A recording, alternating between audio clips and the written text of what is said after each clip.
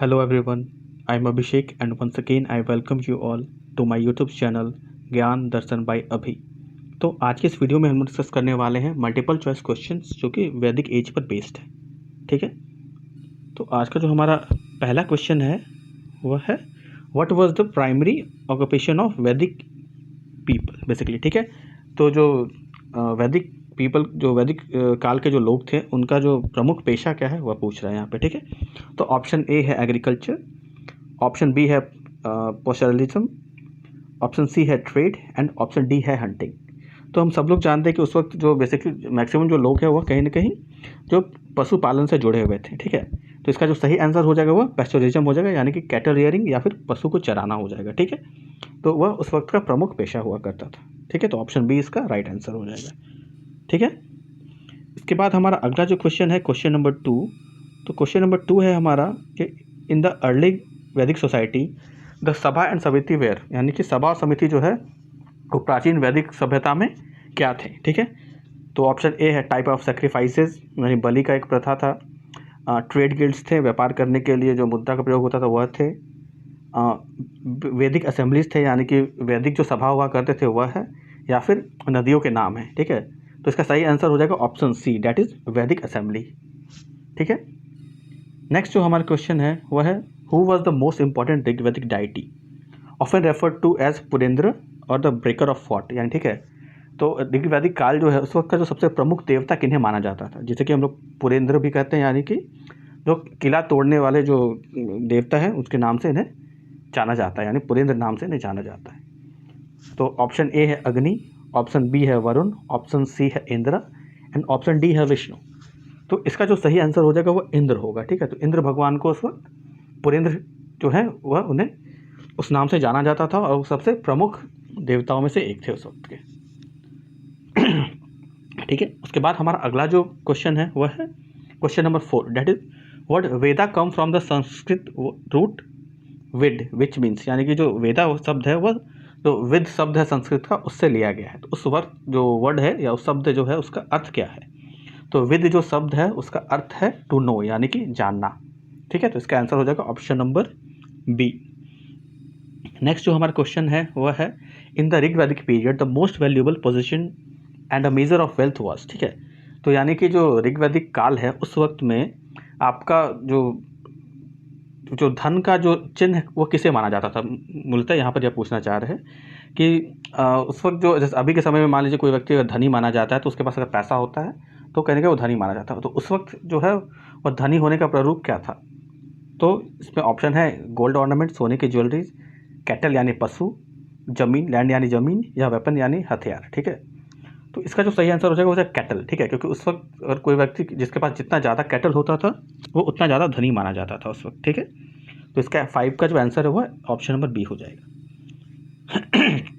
Next जो हमारा question है क्वेश्चन नंबर 5 वह है what was the term for popular assembly where the tribal people would gather for discussion in the early Vedic period. ठीक है, sorry ये क्वेश्चन नंबर 6 है, ये नंबर जो है रिपीट हो गया। ठीक है, तो कौन सा जो है प्रसिद्ध सभा था जहाँ पर जो लोग हैं वो आपस में जमा होते थे और इम्पोर्टेंट टॉपिक्स पे या मुद्दों पे चर्चा किया करते थे।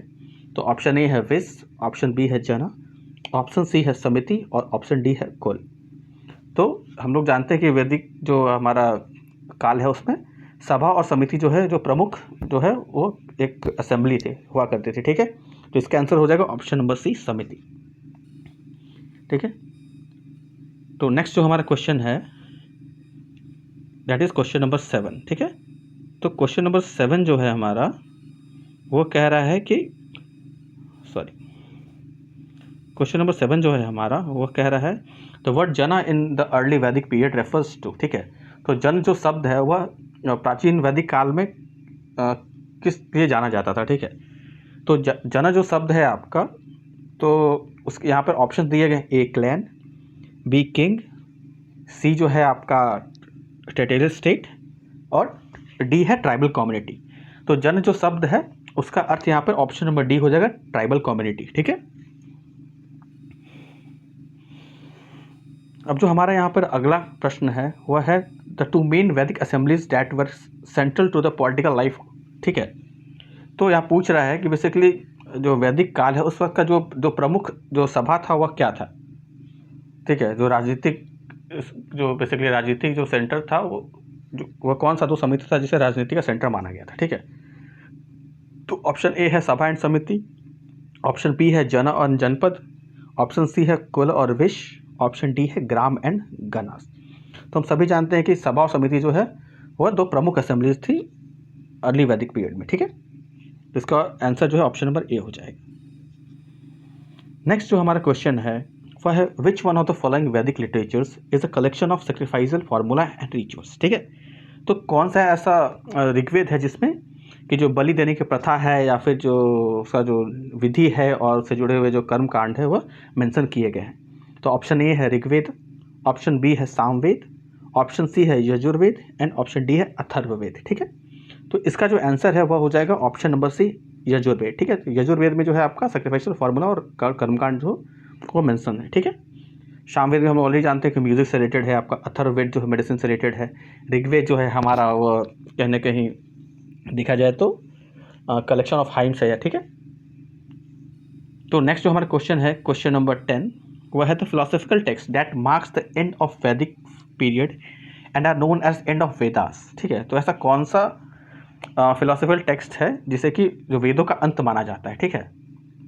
तो ऑप्शन है ए है हमारा ब्राह्मणास, ऑप्शन बी है अरण्यक, ऑप्शन सी है उपनिषद एंड ऑप्शन डी है संहिता। तो यहाँ पे हम लोग जानते हैं कि इसका जो सही आंसर है वो उपनिषद हो जाएगा, ठीक है। तो क्वेश्चन नंबर 10 का आंसर क्या होगा, उपनिषद। ओके, नेक्स्ट जो क्वेश्चन है हमारा क्वेश्चन नंबर 11। तो क्वेश्चन है कि हमारा बैटल ऑफ 10 किंग यानी 10 राजन जो युद्ध था आपका वह किस नदी के किनारे हुआ था, ठीक है। तो battle of 10 Kings was fought near which river. तो ऑप्शन ए है सिंधु, ऑप्शन बी है सरस्वती, ऑप्शन सी है पुरुषनी और रावी और ऑप्शन डी है विस्तारा या झेलम, ठीक है। तो हम सभी जानते हैं कि जो बैटल ऑफ 10 किंग या 10 राजन युद्ध है वह ऑप्शन सी यानी पुरुषनी यानी कि जिसे अब रावी नाम से जाना जाता है उस नदी के किनारे हुआ था, ठीक है। रावी नदी का ही पुराना नाम पुरुषनी है, ठीक है। नेक्स्ट क्वेश्चन है हमारा क्वेश्चन नंबर 12 दैट इज वैदिक पीरियड, ठीक है। The primary medium of exchange was. तो वैदिक पीरियड में जो व्यापार करने का जो मुख्य साधन क्या था, किसके बेसिस पे किसी चीज़ का वहाँ पर आदान प्रदान किया जा रहा था। तो उस वक्त जो प्रदान करने किसी भी चीज़ को खरीदने के लिए या फिर आदान प्रदान का जो माध्यम था वह कैटल थे, पशु थे, क्योंकि हमने पहले ही बताया था वहाँ उस वक्त धन का जो आपका पर्यायवाची उस वक्त था बस उसे पशु के रूप में माना जाता था, जिसके बाद जितना ज़्यादा पशु है वो उतना ज़्यादा धनी होगा।